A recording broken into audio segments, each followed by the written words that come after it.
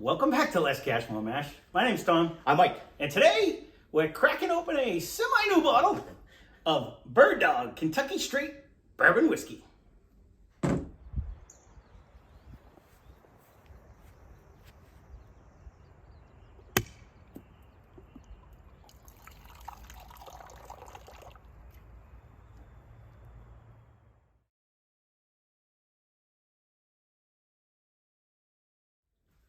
Did you change that intro yet? Which intro? This one? I didn't change it. No, I didn't change. I thought you meant the other one that I wanted to make, but I haven't made it yet. So, anyways, here we are. Again, we have to give full credit.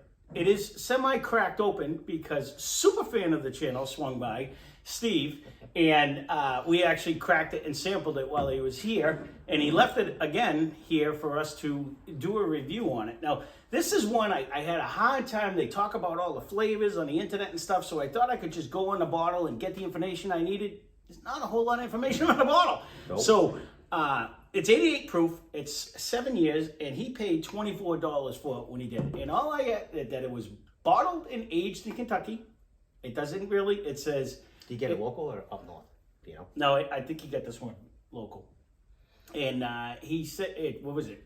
It's supposedly produced for the Three Springs Bottling Company in Bowling Green, Kentucky for Western Spirits. Whatever any of that means, that's what he read off the back of the bottle. That's all we have. All I can say is when we took a quick sip of it last time, I gotta say I was expecting nothing because they really have they have like 300 flavors. And even when I went shopping after the fact, I went to two of my stores where I remember seeing the whole bottom row was like full of Birddog, and there was no real bourbon. It was all every flavor. We hit a Timbuktu, but right. I can't remember ever seeing a bourbon itself. So we talked about that when he was here. Yeah, I wasn't really expecting anything, but again, this was a handful of days ago when we tried it, but I remember it not being unimpressed. You know what I mean? Like I expected it for $24. It's going to be, and it has a billion flavors. A 7 year. They didn't say 3 to 7. It was a 7 year. Right. So that's so they keep it. See, there. the nose is really it's there. You get the caramel right off the bat. I mean, granted, this has been open for I don't know about 4 days. all right, somewhere around there, 4 or 5 days when he came by. But sometimes, like a lower proof like this, you really got to try to search to get a nose. But it's got a decent nose right off the jump. That's true. I mean, I guess it's not. Yeah, but think of how many of them we had that were just mediocre on the nose right off the bat. And it's got a good taste. Mm-hmm. Almost like a nutty taste. Getting like a little nutty aftertaste. I did my baby sip, and it's got a little sparkle, just a little bit. Yeah. Like a little bit, so you know you got something in there. Right, I wouldn't be expecting too much more of that anyway. No, but at least like some of them though, you try and you're like, there's like no anything going in. And again, it's not. It's the caramel. Right now, it hasn't got into the. That's what I'm searching for. I'm trying to see what nut you're getting. It's almost like a nutty wood end finish. All right, let me take an actual sip here. For the money, I think it's worth your while. Better yet, for the money, if you can find it, because I've yet to see a Birddog that's just a regular bourbon. Every one that I see has got a flavor. Right, exactly. That was exactly what I was thinking when he brought it. I mean, it's the same label, but it's just, they have pecan and whatever. 15 different flavors. Yeah. And I always say that when I always see them on a shelf, I'm usually like, whoop, they're going to do flyby on them. Because sometimes they have them in their own special display. That's where they are. Where they have all 15 of them out there. 7 anyway. I'm not unhappy with this at all. I do. No. It's not overly oak though. You just get a little hint of the oak. Just you kind of get it on the nose. I think I got it more on the nose than I'm actually getting on the palate. It's right at the very end though, where you get that extra tail. But I will say, it's not very oily. It doesn't coat your mouth hardly at all. Right. If anything, it's an easy. This is a pounder. Like you know what I mean? Like this would just. It would be. going right down. Yeah, for 88, it's almost, yeah. If we get this in, well, it's not going to go in a blind, but I would be leaning more towards an 80 proof. Yeah, you just And this is the first. on the first sip, it was my first sip of the day, and I just get that little bit of twinge on the front of my tongue. But now the last 2 sips that I just took, there's nothing, and I switched the last one. If you swish it, you get a little bit. You of only that. get really the flavor, though, not so much of the. And I'm trying. The ping of it. I couldn't even get a mash bill. I couldn't even get oak kind of. I'm getting like. Not in the nose, just the end flavor. I'm not getting the nut that you're getting, but. Could be dreaming. For the money, I'd say. And you just put it into my head. So I didn't get that at first, but there is a. It's not just a straight caramel flavor. It does have a secondary something going on in there.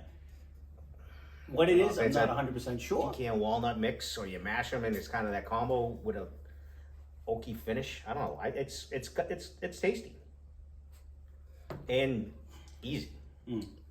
No, it is actually, for the money, very good. I'm trying to think.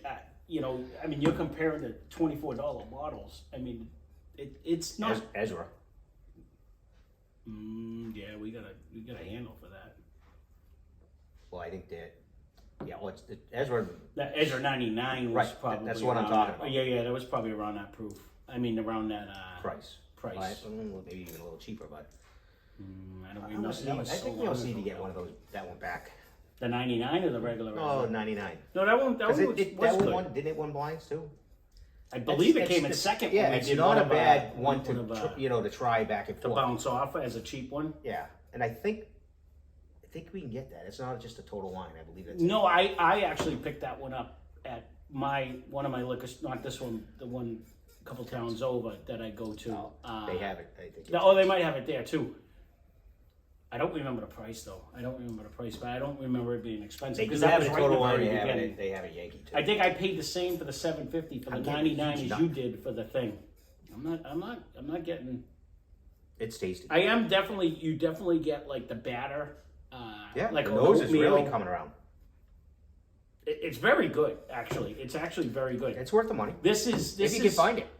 Would be in my category. I would put this in like the easy sipper category. I think it drinks similar to when when you do like Woodford Reserve or even like the Dickel and stuff. That might be a little easier, but it's pretty close. That general range, though. You know what I mean? It is. It's not a.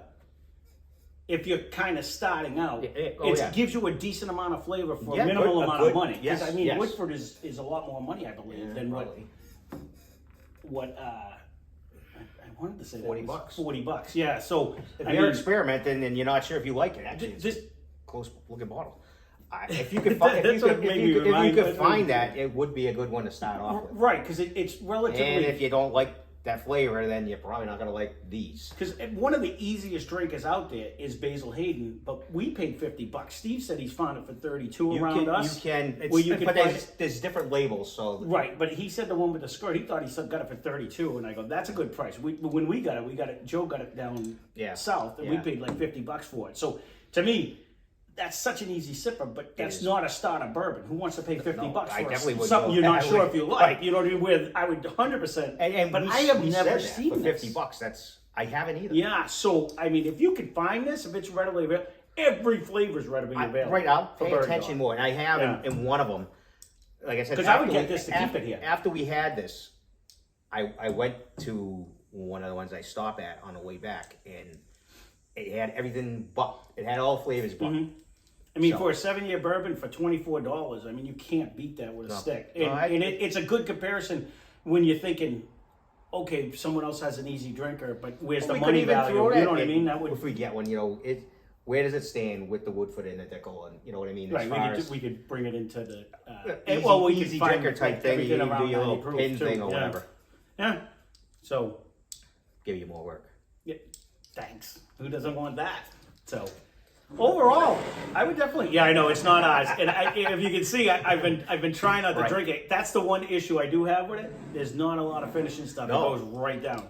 And if he keeps talking, Steve, it's going to be lower. All right. So okay, Thank you again, Steve, Yes, for thank you. leaving your bottle. Nice to meet you. And once again, Great nose. thanks for.